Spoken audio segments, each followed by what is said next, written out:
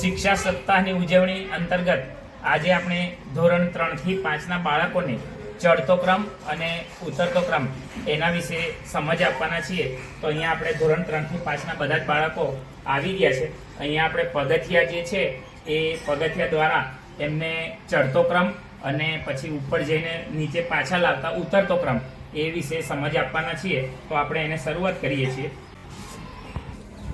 ચડતા ક્રમમાં આપણે નાની સંખ્યા પરથી મોટી સંખ્યા પર જવાનું છે। આપણે સૌપ્રથમ જ્યારે ચડવાની શરૂઆત કરીએ તો નીચે એક પગથિયું હોય, પછી કેટલા થાય? 2 પછી કેટલા થાય? 3।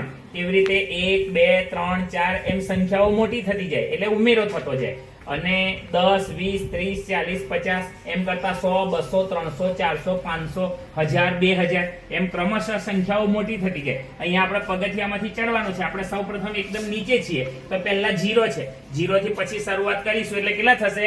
1। ચલો બધા મારી સાથે ચાલો જો, 1 2 3 4 5 6 7 8 9 10 11 12 13।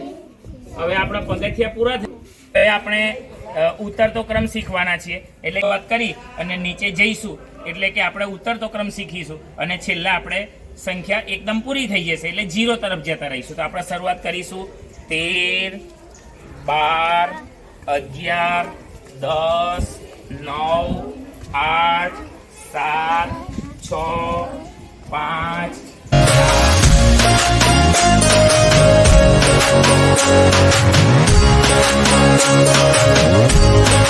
4